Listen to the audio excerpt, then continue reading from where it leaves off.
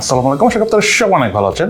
আপনাদের নিয়ে আসলাম হলো এই মুহূর্তে one of the most popular phone, 20,000 টাকা প্রাইসের, যেটা আপনারা অনেকে ধুমায় কিনতেছেন। সেটা হলো iQoo Z10x, অর্থাৎ আমাদের হাতে থাকা এই মোবাইলটা। এই ফোনটা আমাদের কাছে প্রায় 3 মাসের মতো হবে রয়েছে। সো অনেক এক্সট্রিম ইউজ করার পর আজকে আপনাদের কাছে এই ফোনটার ফুল রিভিউ ভিডিও নিয়ে এসেছি এবং ভিডিওতে ইন ডিটেলস আলোচনা করবো যে ফোনটা আসলে ওভারঅল কেমন। এই ফোনটার বর্তমান প্রাইস হলো 18,490 টাকা। প্রাইসটা শুরুতেই বলে দিলাম। এবং আমাদের কাছে মোবাইলটি পাঠিয়ে দিয়েছিল গ্যাজেট বসুন্ধরা সিটির পাশাপাশি যমুনা ফিউচার পার্ক সহ আরো বিভিন্ন জায়গায় তাদের শপ রয়েছে এবং তাদের শপে স্মার্টফোনের পাশাপাশি নানা রকম গ্যাজেটও পাওয়া যায়। আমাদের ভিডিও নিচে ডেসক্রিপশনে গ্যাজেট ট্যাঙ্কের ফেসবুক পেজ এবং অফিসিয়াল ওয়েবসাইটের লিঙ্ক দেওয়া রয়েছে। আপনারা চাইলে লিঙ্কে ক্লিক করে এই ফোনটার ব্যাপারে জেনে নিতে পারেন এবং আপডেট প্রাইস সেখান থেকেই জানতে পারবেন। যাই হোক, এই ফোনটার প্রথমের জন্য আমরা দেখে নিই বক্স কন্টেন্টে কি কি রয়েছে। ফোনটার বক্স কন্টেন্টে রয়েছে user manuals, SIM tray ejector, back case, USB type C charging cable, 44 ওয়াটের চার্জার এবং iQoo Z10x 5G মোবাইলটি। এই মোবাইলটার ডিজাইন এবং বিল কোয়ালিটি কথা বলতে গেলে মোবাইলটার বডি ফ্রেম, ব্যাক প্যানেল দুটোই পলিকার্বনেটের তৈরি। তবে মোবাইলটাতে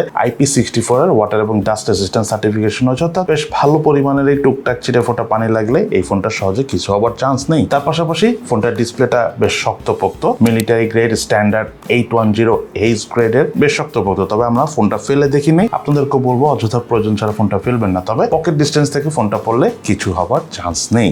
সেই সাথে ফোনটা যদি থিকনেসের কথা বলতে চাই, এটা থিকনেস হলো 8.1 মিলিমিটার এবং ওয়েট হলো 204 গ্রাম। ফোনটার বেশ ওয়েট হলো, ওয়েট ডিস্ট্রিবিউশন ঠিকঠাক হওয়ার কারণে সিঙ্গেল হ্যান্ডে আমরা একদম কমফোর্টেবল ভাবে ইউজ করতে পেরেছি। তার পাশাপাশি মোবাইলটা যদি আমি বাটন এবং প্রেসের কথা বলতে চাই, রাইট সাইডে রয়েছিল ভলিউম রক এবং পাওয়ার বাটন, এবং এই পাওয়ার বাটনটাই সাইড মাউন্টেড ফিঙ্গারপ্রিন্ট স্ক্যানার হিসেবে কাজ করে এবং ফিঙ্গারপ্রিন্ট স্ক্যানারটি যথেষ্ট ফাস্ট এবং দ্রুত আনলক করে ফেলছিল। সেই সাথে মোবাইলটার লেফট সাইডে রয়েছিল সিম কার্ড ট্রে, যাতে দুটো সিম কার্ড ইউজ করার অপশন রয়েছে, তবে নেই কোনো মেমোরি কার্ড ইউজ করার সুবিধা। মোবাইলটার উপর অংশ কিছু নেই। মোবাইলটার নিচের অংশ রয়েছিল মেইন স্পিকার, প্রাইমারি মাইক এবং USB type C charging port. এই মোবাইলটাতে রয়েছিল 6,500 মিলিঅ্যাম্পিয়ার ব্যাটারি, সাথে 44 ওয়াটের ফাস্ট চার্জার রয়েছে। সো ফোনটা খুব দ্রুত চার্জ করা যায়। আর ফোনটা যদি আমি চার্জ ব্যাকআপের কথা বলতে চাই, যখন আমরা overall day to day use করেছি, টুকটাক ইন্টারনেট ইউজ করেছি, হালকা পাতলা ফেসবুক ইউজ করেছি, সেই সাথে টুকটাক গেমিং করেছি, তখন এই ফোনটার স্ক্রিন অন টাইম অর্থাৎ চার্জ ব্যাকআপ পেয়েছি অ্যারাউন্ড 2 দিনের থেকে একটু বেশি। তার পাশাপাশি ফোনটা যখন আমরা একদম টানা ইউজ করেছি, একদম এক্সট্রিম গেমিং করেছি, সেই সাথে টানা ভিডিও দেখেছি, মিডিয়া কনজিউম করেছি, তখন এই ফোনটা স্ক্রিন অন টাইম অর্থাৎ চার্জ ব্যাকআপ পেয়েছি অ্যারাউন্ড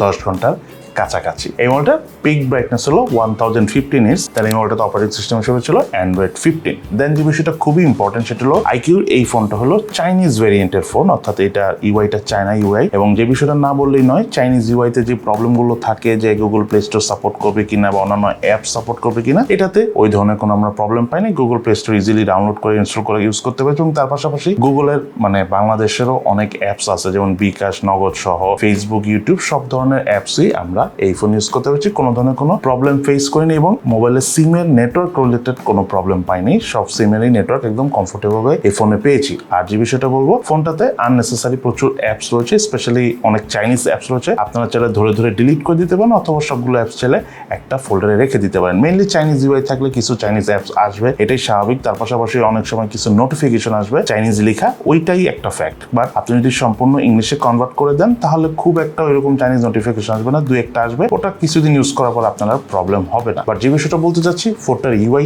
মারাত্মক স্মুথ, এত কমফোর্টেবল ইউআই এই বাজেট রেঞ্জে নর্মালি কোনো ফোনেই থাকে না। সো এই ফোনটাতে পেয়েছি। আর এটা অ্যাকচুয়ালি 5G ফোন, সো 18-19 হাজার টাকায় 5G ফোনের পেপার স্যাপারই আলাদা। সো এটা পারফরমেন্স গেমিং এক্সপিরিয়েন্স একটু পরে আলোচনা করবো। বাট তার আগে বলে রাখি, এই ফোনটার ডিসপ্লেটা হলো 6.72 ইঞ্চিস, 120 রিফ্রেশ রেট দিয়ে আসা IPS LCD প্যানেলের ডিসপ্লে, যার রেজলিউশন হলো 2408/1080 পিক্সেল এবং পিক্সেল ডেন্সিটি হলো 393 ppi। মোবাইলটা চিন এবং ভেজেল এরিয়ার কথা বলতে গেলে, ভেজেল এরিয়াগুলো ঠিকঠাক আছে। চিনটা স্লাইটলি একটু মোটা, আর একটু কম মোটা হলে ভালো হতো। এবং ডিসপ্লের ঠিক উপরে সেন্টারে রয়েছিল পাঞ্চ হোল সেলফি ক্যামেরা। মোবাইলটা রয়েছিল ওয়াইড ফাইন L1 এর সাপোর্ট। এবং মোবাইলটা যদি আমি ডিসপ্লে দিয়ে মিডিয়া কনজিউমিং পারফরমেন্সের কথা বলতে চাই, কালার ডিটেলস যথেষ্ট ভালো। IPS LCD প্যানেলের ডিসপ্লে হলো যথেষ্ট ভালো ডিটেলস ধরে রাখতে পারে। অ্যামোলেড প্যানেলের ডিসপ্লে কোয়ালিটি তো অ্যামোলেড প্যানেলের মধ্যে হবে, বাট IPS LCD প্যানেল হিসাবে এবং 18-19 হাজার টাকার ফোন হিসাবে এটা ডিসপ্লে কোয়ালিটি আমি থামস আপই দিব। দেন এই ফোনটা যদি আমি ক্যামেরা পারফরমেন্সের ডিটেলসে কথা বলতে চাই তার আগে বলে রাখি মোবাইলটা রিয়ার প্যানেল রয়েছিল 50 মেগাপিক্সেলের একটা ক্যামেরা এবং সাথে রয়েছে একটা 2 মেগাপিক্সেলের ডেপথ সেন্সর ক্যামেরা। আমি মনে করি যদি সাথে একটা আল্ট্রা ওয়াইড ক্যামেরা থাকতো তাহলে আরো বেশি ভালো হতো। তবে স্টিল এখানে যে ক্যামেরাগুলো রয়েছে এগুলো দিয়ে তোলা ছবি পারফরমেন্সের কথা যদি বলতে চাই, ছবির ডিটেলস ওভারঅল এই বাজেট রেঞ্জের যে কোনো ফোনের সাথে কম্পেয়ার করলে আপনার এই ফোনটার ক্যামেরা পারফরমেন্স বেশ ভালো মনে হবে। তবে হ্যাঁ, কিছু কিছু সময় শার্পনেসের ঘাটতি পেয়েছি, আবার কিছু কিছু সময় ওভার স্যাচুরেশন দেখা পেয়েছি, আবার কিছু কিছু সময় কালারের ডিটেলসেরও ঘাটতি ছিল। সো ওভারঅল ক্যামেরা পারফরমেন্স আমি বলবো যে ঠিকঠাক আছে। পোর্ট্রেট মোডে ডাইনামিক লেন্স যথেষ্ট ভালো ছিল এবং এজ ডিটেকশনও এই বাজেটের ফোন হিসেবে যথেষ্ট ভালো। সেই সাথে মোবাইলটিতে হাইস্ট 4K 30 FPS এর ভিডিও শুট করা যায়, বাট আমরা 1080p 60 FPS এর ভিডিও শুট করে মোটামুটি স্টেবল ভিডিও পারফরমেন্স পেয়েছি। তার পাশাপাশি মোবাইলটাতে রয়েছিল 8 মেগাপিক্সেলের সেলফি ক্যামেরা এবং আমি মনে করি 8 মেগাপিক্সেল হিসাবে সেলফি ক্যামেরাটা একটু কমই হয়ে গেছে। অ্যাটলিস্ট 12, 13 বা 16 মেগাপিক্সেল হলে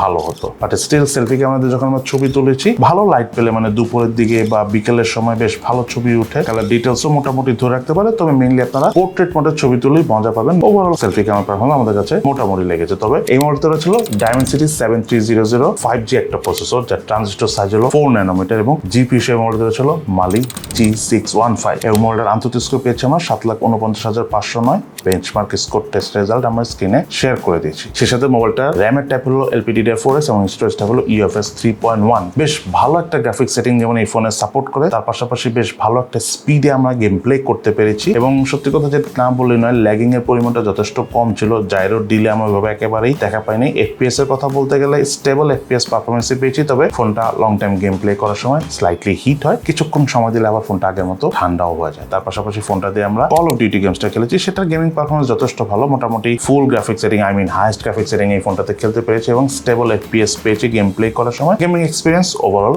স্যাটিসফ্যাক্টরি আমি বলবো এই বাজেট রেঞ্জের এই ফোন হিসাবে। এবং তার পাশাপাশি ফোনটাতে আমরা অ্যাশফার গেমসটা খেলেছি এবং অ্যাশফার গেমের কালার ডিটেলস, কালার অ্যাকুরেসি আমাদের কাছে যথেষ্ট ভালো লেগেছে এই ফোনে গেম প্লে করার সময় এবং হ্যাপটিক ফিডব্যাকটাও যথেষ্ট ভালো ছিল। যারা কালারফুল গেম পছন্দ করেন তাদের কাছে এই ফোনে গেম প্লে করে অনেক ভালো লাগবে। সেই সাথে আমার হাতে থাকা 8GB র্যাম 128GB স্টোরেজ ভেরিয়েন্টের এই ফোনটার প্রাইস হলো 18,490 টাকা। আমি আবার বলতেছি এই ফোনটা আমাদের কাছে গ্যাজেট পাঠিয়ে দিয়েছে। ভিডিওর নিচে আমি তাদের ফেসবুক পেজ এবং ওয়েবসাইটের লিঙ্ক দিয়ে রেখেছি। আপনারা চাইলে সেই লিঙ্কে ক্লিক করে পেজে যে এই ফোনটার আপডেট প্রাইস সহ নানা রকম ডিটেলস তাদের থেকে জেনে নিতে পারবেন। যাই হোক, এই ফোনটা ওভারঅল কোন জিনিসগুলো আমাদের ভালো লেগেছে এবং কোন জিনিসগুলো ভালো লাগেনি সেটা চলো আমরা এবার জেনে নিই। এই ফোনটার ল্যাকিংস এর কথা বলতে গেলে মেইনলি আমার কাছে যে বিষয়টা সব থেকে বড় ল্যাকিংস মনে হচ্ছে সেটা হলো এই ফোনটার সেলফি ক্যামেরাটা 8 মেগাপিক্সেল হিসাবে অনেকই কম হয়ে গেছে। তার পাশাপাশি যেই বাজেটে এই ফোনটা রাইট নাও পাওয়া যাচ্ছে আমার কাছে দুর্দান্ত লেভেল লেগেছে। নাম্বার 1 একটা বিষয় ক্লিয়ার করে রাখি, সেটা হলো এটা Chinese UI but comfortable UI. That's why আমাদের কাছে ফোনটা বেশি ভালো লেগেছে, বিকজ ইউআইটা যথেষ্ট কমফোর্ট এবং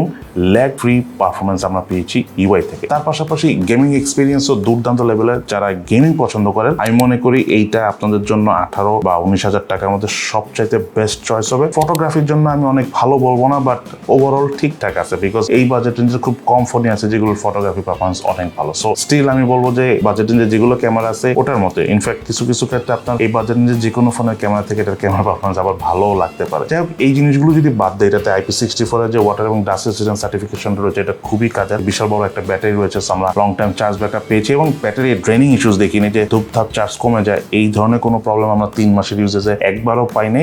আর ইউআই এক্সপিরিয়েন্সের কথা তো বললামই, সেই সাথে UFS 3.1 ক্যাটাগরি স্টোরেজ হওয়ার কারণে কিন্তু একটা স্মুথ পারফরমেন্সও পাওয়া যায় যখন আমরা মাল্টিটাস্কিং করেছি বা অনেকগুলো অ্যাপ রান করেছি একটা টাইম, ভালো লেগেছে। সো ওভারঅল আমি বলবো যাদের বাজেট 18-19,000 টাকার মধ্যে আনঅফিসিয়াল ফোন নিলে কোনো প্রবলেম নাই, গেমিংটা আপনাদের মেইন ফোকাস, তার পাশাপাশি একটু স্পিড চান, লং টাইম শান্তিতে একটা ফোন ইউজ করতে চান, চাইনিজ ইউআই নিয়ে যাদের কোনো ঝামেলা নাই, তারা ইজিলি iQoo Z10x 5G এই ফোনটা নির্দ্বিধায় নিয়ে নিতে পারেন। সো এই তাহলে আমাদের আজকের ভিডিও। কেমন লাগলো আপনার কাছে এই মোবাইলটি সেটা কিন্তু অবশ্যই ভিডিওর নিচে কমেন্টস করে জানাবেন। ইনশাল্লাহ দেখা হবে ফিউচারে।